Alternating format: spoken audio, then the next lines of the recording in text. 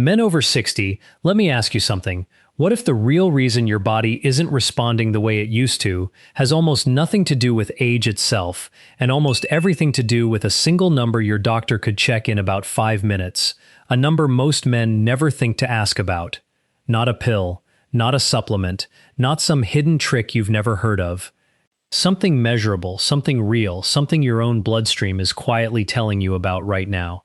I've spent a good deal of time going through the cardiology and urology research on this exact subject, and there's something almost every man over 60 deserves to actually understand before he reaches for another bottle off a shelf. So stay with me, because what I'm about to walk you through is not folklore and it's not a home remedy dressed up to sound clinical. It's how your circulatory system actually works, why it changes after 60, and what the real, evidence-backed levers are for restoring stronger, more reliable function. By the end of this, you'll understand why so many men chase the wrong solution for years, and what the research actually says works. Let's start with the part almost nobody explains clearly enough. An erection is not, at its core, a matter of willpower, testosterone alone, or masculinity, in some abstract sense. It is a vascular event. It happens when blood vessels in the pelvic region relax and dilate, allowing a rush of blood in, faster than it can drain back out. That's it. That's the entire mechanical basis of it, which means that anything that affects the health of your blood vessels anywhere in your body also affects this. Think of your circulatory system the way you'd think of a home's plumbing. When the pipes are clean, flexible, and wide open, water moves freely wherever it's needed. When those same pipes narrow, stiffen, or develop buildup along the walls, pressure drops, flow slows, and the furthest, smallest pipes in the system are the first to feel it. In the human body, some of the smallest, most delicate blood vessels you have are in the penis, smaller in diameter than the arteries feeding your heart. And this is the detail that almost nobody tells men clearly enough. Because those vessels are so small, they often show signs of trouble before your heart does. Multiple studies in cardiology and urology journals have documented this pattern for years. Erectile difficulty frequently shows up 3 to 5 years before a diagnosable cardiovascular event, because the small pelvic vessels narrow first and the larger coronary arteries follow later. In other words, for a meaningful number of men, erectile changes are not a separate, isolated issue. They're an early warning system, a signal arriving from the smallest pipes in the house before the big ones start to fail. I want to sit with that for a moment, because it reframes the entire conversation.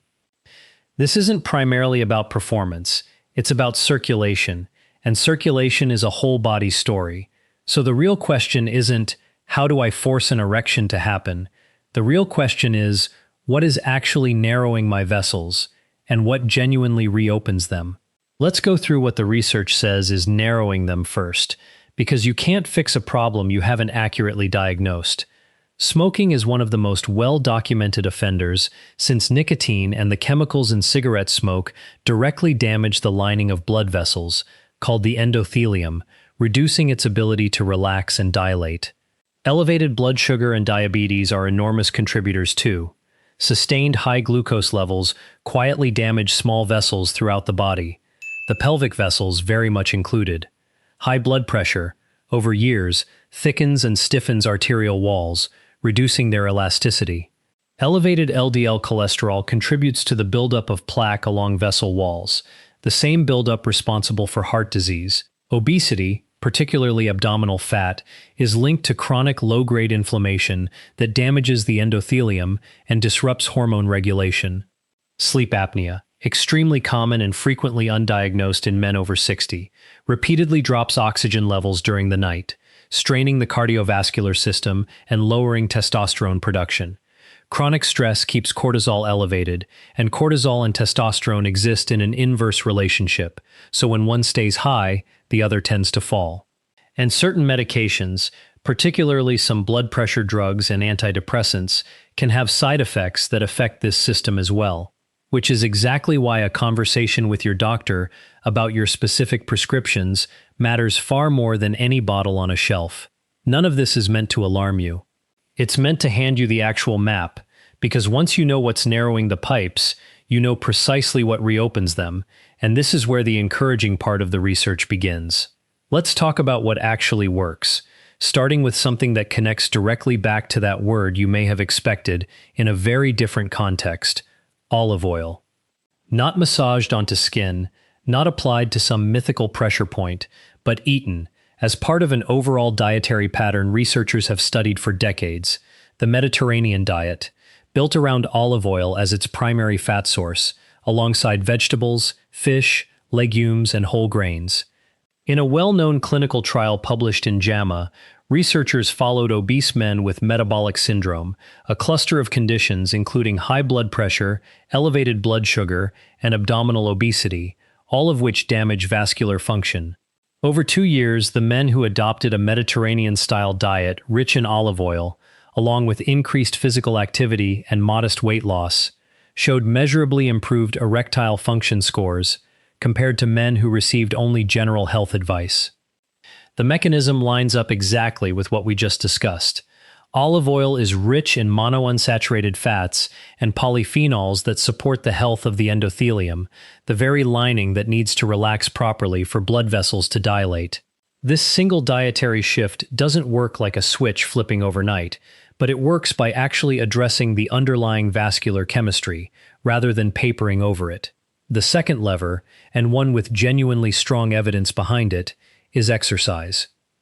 Aerobic exercise, walking briskly, cycling, swimming, has been shown in multiple studies to improve endothelial function and circulation throughout the body, and a well-cited meta-analysis found consistent improvement in erectile function scores among men who engaged in regular aerobic activity. But there's a second, more specific form of exercise worth knowing about: pelvic floor muscle training. A randomized controlled trial published years ago found that men who performed structured pelvic floor exercises, essentially controlled contractions of the muscles that support bladder and sexual function, showed significant improvement in erectile function compared to a control group receiving only lifestyle advice. These muscles support the veins responsible for trapping blood during an erection, and strengthening them can directly improve the mechanical side of this vascular event. The third lever is sleep, and specifically, addressing sleep apnea if it's present. If you or a partner have noticed loud snoring, gasping during sleep, or persistent daytime fatigue, this is worth raising with a doctor directly, because treating sleep apnea has been shown to improve both testosterone levels and cardiovascular markers, both of which feed directly back into this same circulatory story. The fourth lever is simply quitting smoking. And while I recognize how difficult that sentence is for many men to hear, the vascular research here is about as consistent as research gets. Cessation measurably improves endothelial function within weeks, and continues improving over months. The fifth lever is weight management, not for aesthetic reasons, but because reducing abdominal fat reduces the chronic inflammation that damages small vessels and disrupts the testosterone-cortisol balance we discussed earlier. And the sixth lever, often overlooked, is simply getting the right blood work done: a lipid panel, a fasting glucose or HbA1c test, a blood pressure check, and a testosterone panel.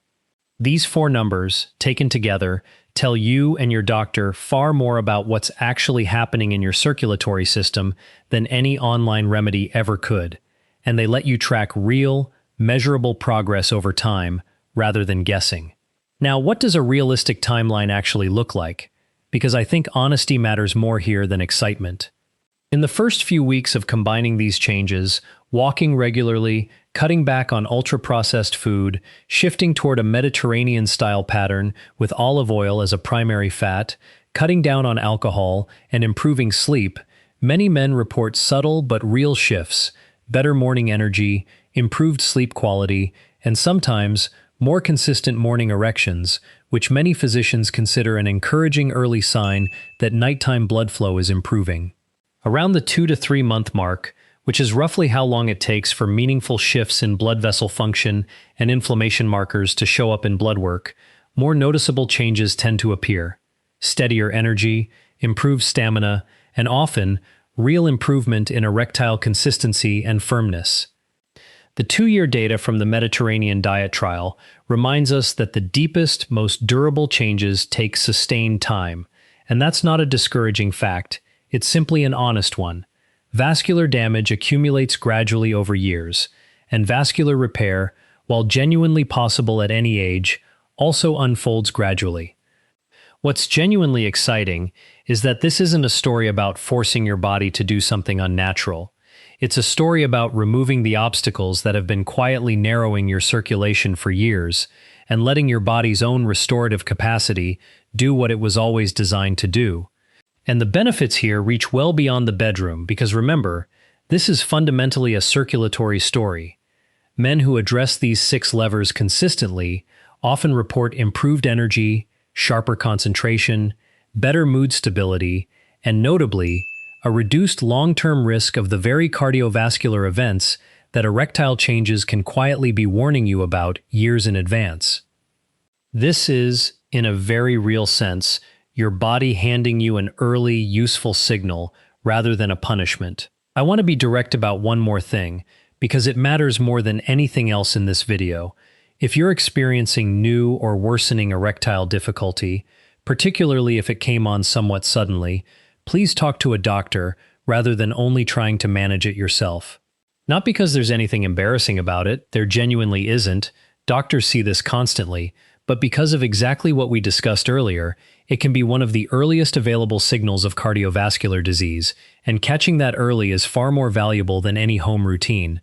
Bring your questions, ask for the blood work we discussed, and treat this as what it actually is, a legitimate health conversation, not a private embarrassment to solve alone in silence. So let's bring this back to where we started. This was never really just about age, and it was never really about a single magic habit either. It's about circulation, the same circulation that keeps your heart, your brain, and every organ in your body running well. When you support it honestly, through real food, real movement, real sleep, and an honest conversation with your doctor about your numbers, the body has a genuine, well-documented capacity to respond. Confidence rebuilds, energy returns, and the connection with the people in your life that this quietly affects can come back into focus too. If any part of this resonated with you, or if you've noticed some of these changes yourself, I'd genuinely like to know, so tell me in the comments where you're starting from and which of these 6 levers you're going to focus on first, because these conversations help other men reading through the comments feel less alone in asking the questions they've been sitting on quietly for years. If this was useful, share it with a man in your life who might need to hear it, and if you'd like more of these science-backed breakdowns of what actually works and what doesn't, stick around, because next time, I want to walk you through exactly what those 4 blood work numbers mean, how to read your own results, and the specific questions worth asking your doctor about each one. Your body isn't working against you here.